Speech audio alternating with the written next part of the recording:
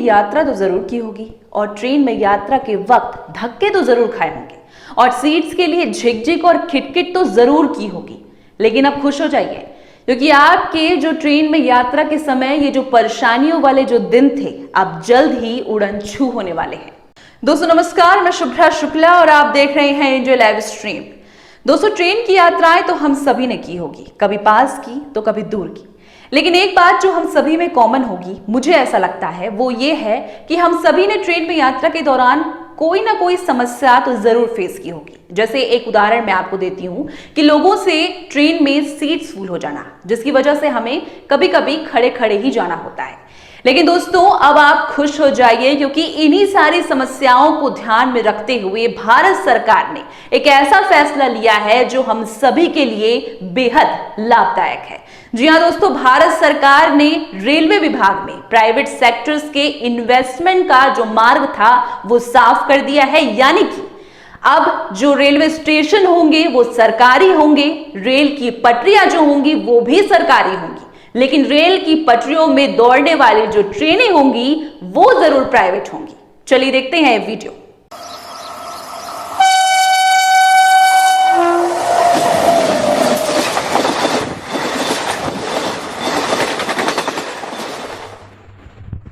यात्रियों के लिए रेल व्यवस्थाओं के निजीकरण की प्रक्रिया में एक बड़ा कदम उठाते हुए भारतीय रेल ने भारत की सबसे सस्ती रेल यात्रा को प्राइवेट कंपनियों के हवाले करने का फैसला कर लिया है।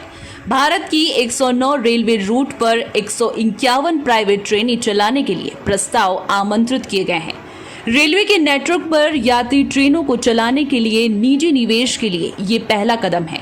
वैसे पिछले साल भारतीय रेलवे खान पान और पर्यटन निगम ने लखनऊ दिल्ली तेजस एक्सप्रेस के साथ इसकी शुरुआत हुई थी। ट्रेनों के डिजाइन इस रूप से होंगे कि वे 160 किलोमीटर प्रति घंटा की रफ्तार से चल सके। इससे यात्रा समय में उल्लेखनीय कमी भी आएगी। रेलवे के अनुसार परियोजना के लिए छूट अवधि 35 साल होगी और निजी निकाय को भारतीय रेलवे को ढुलाई शुल्क वास्तविक खपत के आधार पर ऊर्जा शुल्क देना होगा। इसके अलावा उन्हें पारदर्शी बोली प्रक्रिया के जरिए निर्धारित सकल राजस्व में हिस्सेदारी भी देनी होगी। ट्रेन के 109 मार्गों को भारतीय रेलवे नेटवर्क के 12 सेक्शन में रखा गया है। प्रत्येक ट्रेन में कम से कम 16 डिब्बे होंगे। रेलवे के अनुसार इनमें से ज्यादातर आधुनिक ट्रेनों का निर्माण भारत में मेक इन इंडिया के तहत होगा और इसे चलाने वाले प्राइवेट कंपनी ही उसके मेंटेनेंस, खरीद और ट्रांसपोर्टेशन के लिए जिम्मेदार होगी। रेलवे ने कहा कि इन ट्रेनों का परिचालन भारतीय रेलवे के पायलट और गार्ड करेंगे। प्राइवेट यूनिट्स द्वारा संचालित ट्रेनें समय पर संचालित होने और पहुंचने, भरोसेमंद जैसे प्रमुख मानकों को पूरा करेंगी। रेलवे के कुछ रूट्स को प्राइवेट हाथों में देने की प्रक्रिया 2 चरणों में पूरी की जाएगी। इन ट्रेनों में क्या होगा खास?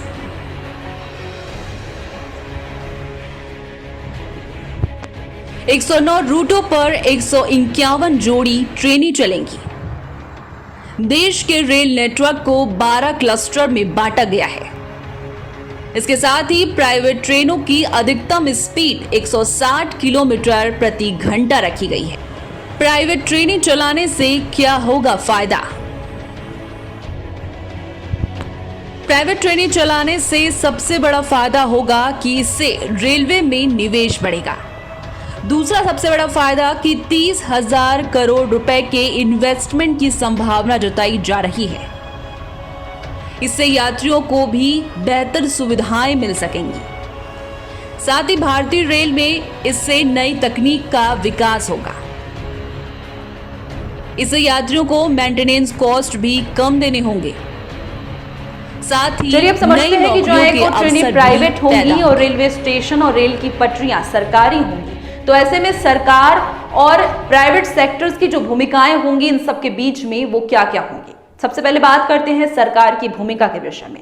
तो सरकार की जो भूमिका होगी, सबसे अहम भूमिका होगी वो ये होगी कि इन ट्रेनों को चलाने और इनके संचालन की जो जिम्मेदारी होगी वो भारतीय रेलवे के गार्ड्स की होगी और दूसरी तरफ ट्रेनों की खरीद की और ट्रेनों की जो रखरखाव की जिम्मेदारी है वो प्राइवेट सेक्टर्स की होगी। तो इस तरह से दोस्तों भारत सरकार ने हम सभी की परेशानियों को ध्यान में रखते हुए ये एक बड़ा और बेहद अहम फैसला लिया है। निश्चित तौर पर ये जो फैसला है उससे देश के जो युवा हैं उनके लिए जो रोजगार के जो मार्ग हैं वो जरूर खुलेंगे। हालांकि जो मोदी सरकार का ये फैसला है उसके खिलाफ विपक्ष के जो विरोध हैं वो लगातार सामने आ रहे हैं, लेकिन मोदी सरकार अपने इस फैसले पर अडिग है और इस फैसले के क्रियान्वयन के जल्द से जल्द प्रयास करती हुई नजर आ रही है।